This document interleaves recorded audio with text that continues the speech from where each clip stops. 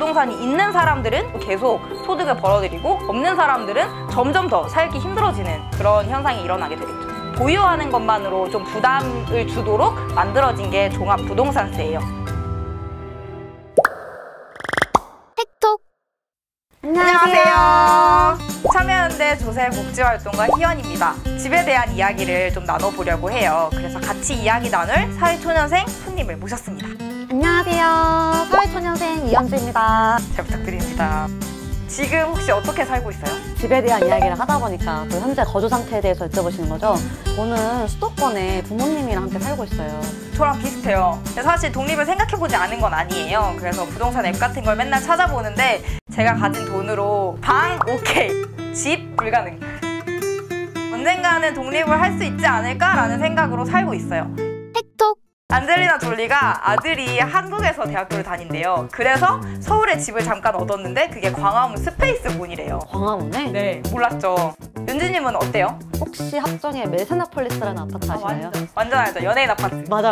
진짜 살고 싶어요. 메세나폴리스 얼마인지 알아요? 혹시 얼마 정도 되는지 알아보거나 뭐 그럴 수가 있어요? 따로? 있습니다. 국토교통부 실거래가 공개 시스템에 들어가 보시면 돼요. 가장 최근에 거래된 건 2022년 5월이네요. 45평짜리 아파트가 26억에 거래가 됐어요. 스페이스본? 거기는 혹시 어느 정도 되는지 그것도 알 수 있어요? 그것도 한번 같이 찾아봅시다. 종로구에서 스페이스본을 검색을 해보면 18억! 26억에 비하면 살만한지도? 가격을 비교한다거나 그런 것도 가능해요? 막 제일 비싼 거랑 제일 싼 거 막 이런 식으로. 제일 비싼 아파트 당연히 알 수 있죠. 2021년 기준 가장 비싸게 거래된 아파트가 서울 한남동에 있는 아파트예요. 이 아파트가 120억에 거래가 됐대요. 120원이요? 네. 가장 싼 아파트도 알 수가 있었는데요. 무려 400만 원. 400만 원이요? 오히려 저한테는 메세나보다는 현실적인 가격의 아파트네요. 틱톡! 꿈의 집 이야기를 많이 했는데 몇십억짜리 그런 아파트는 저희랑은 너무 멀리 있잖아요. 더 싼 그런 아파트에 대한 이야기를 우리 오늘 좀 더 해야 되는 거 아니에요? 맞아요. 제가 나중에 살게 될 아파트, 아니죠. 살게 될 집 혹은 방, 사실 원룸, 기껏해봐야 투룸일 것 같더라고요. 뭐 이렇게 씁쓸한 얘기 하다 보니까 또 하나 생각이 난 건데 대학가 원룸 관련 정보를 봤어요. 그래서 저는 당연히 어떤 원룸을 가성비 좋게 구할 수 있나 뭐 이런 글인 줄 알았는데 읽다 보니까 약간 이상한 거예요. 보니까 투자하는 사람들에게 굉장히 좋은 팁으로서 대학가 원룸이 굉장히 투자의 가성비가 좋다. 왜냐면 강남이나 이런 곳에 있는 건물들보다 훨씬 더 가격은 싸지만 드릴 수 있는 임대소득이 있으니까 굉장히 투자 가성비가 좋다. 이런 팁이 돌더라고요. 그게 투자 상품이 된다는 게 그게 무슨 이야기입니까? 이게 점점 주거 불평등도 자산 불평등이나 뭐 다른 불평등과 비슷하게 같이 심해지고 있는 것 같아요. 이런 거를 좀 완화하자고 만들어진 게 종합부동산세라고 있어요. 종합부동산세 들어보셨어요? 종부세! 맞아요. 종부세가 왜 도입이 된 거냐면요. 집은 굉장히 필요한 의식주 중에 하나잖아요. 그런데 우리나라에서는 이게 투자 상품으로 취급이 되다 보니까 좀 독점하거나 필요하지 않은데 좀 사고 이런 게 좀 많아지는 거예요. 근데 생각해보세요. 아파트나 토지 같은 거는 한정되어 있잖아요. 근데 이게 소수의 사람들에게 집중되면 어떻게 되겠어요? 불평등해지는 거 아니에요? 그쵸. 실제로 우리나라 토지의 80%는 상위 10%가 모두 소유를 하고 있다고 해요. 10%가 80%예요? 이렇게 독점이 심해지면 결국 어떻게 되겠어요? 그러니까 부동산이 있는 사람들은 부동산으로 계속 소득을 벌어들이고 없는 사람들은 점점 더 살기 힘들어지는 그런 현상이 일어나게 되겠죠. 실거주 외의 목적으로 아파트를 많이 갖게 됐을 때 보유하는 것만으로 좀 부담을 주도록 만들어진 게 종합부동산세예요. 틱톡!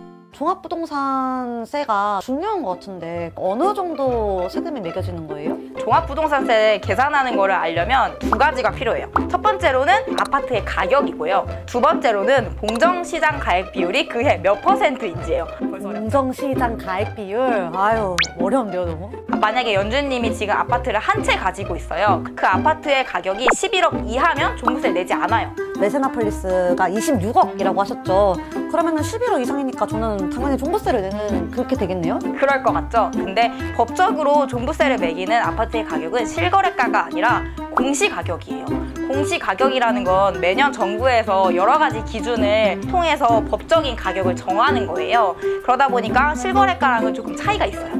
그러면은 실제로 거래되는 가격은 여기 따로 있고 공식적으로 매겨지는 가격은 또 따로 있는 건 거예요? 그럼 메세나폴리스 같은 경우는 공시가격이 어느 정도인 거예요? 그것도 저희가 검색을 해볼 수 있습니다. 공시가격 알림이라는 사이트예요. 메세나폴리스가 2022년 공시가격은 10억으로 나왔어요.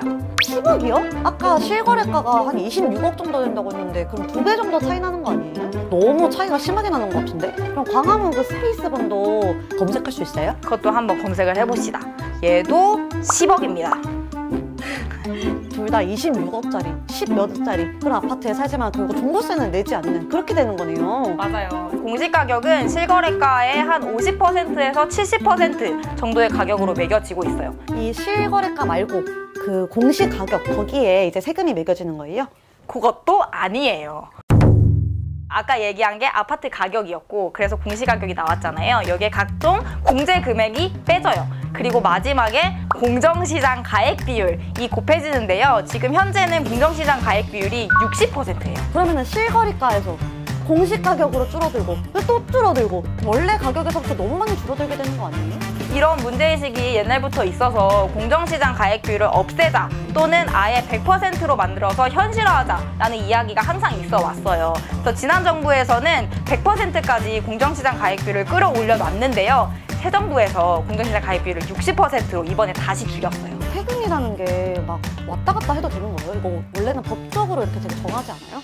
되게 맞는 말이에요. 조세 법률주의라고 해서 법으로 결정하게 되어 있거든요. 근데 공정시장 가액 비율은 행정부가 정할 수 있어요. 법보다 아래에 있는 시행령으로 그거를 바꿀 수가 있거든요. 그러니까 정부가 이걸 좀 낮춰야겠다라고 생각하면 바꿔지는 거죠. 근데 저 같은 청년들은 독립도 못하고 굉장히 박탈감을 느끼면서 살 수도 있는데 부자들은 종부세 이거가 별로 몇 푼 안 되는 돈일 수도 있잖아요, 사실. 너무 세금을 안 내게 되는 건 거 아니에요, 그러면? 근데 생각해보세요. 세금 몇백만 원 아끼자고 이걸 깎아주는 게 아니고 아까 얘기한 것처럼 가지고 있는 것에 부담을 더 지우는 거잖아요. 근데 그 부담이 낮아지면 낮아질수록 사람들은 계속 더 갖게 되겠죠. 왜냐면 이게 투자 상품이니까. 틱톡! 그래서 종부세를 사실 내가 내지는 않지만 내 삶이랑 너무나 연결이 된 세금이다.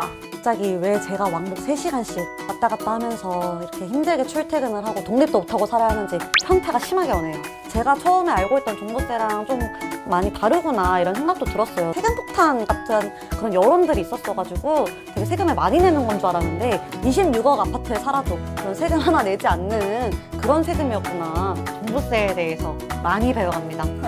청년들이 종부세를 내고 있지 않더라도 혹은 집을 아예 갖고 있지 않더라도 종부세가 어떻게 결정되는지 잘 지켜보는 건 굉장히 중요한 것 같아요. 다음에는 법인세에 대해서 좀 이야기를 해볼까 합니다. 법인세는 기업이 내는 세금이라서 또 내 삶과 별로 관계가 없다고 생각하실 수도 있는데요. 다 연결을 한번 해볼 테니까요. 다음 시간에 만나뵙도록 하겠습니다. 감사합니다. 감사합니다. 안녕. 안녕.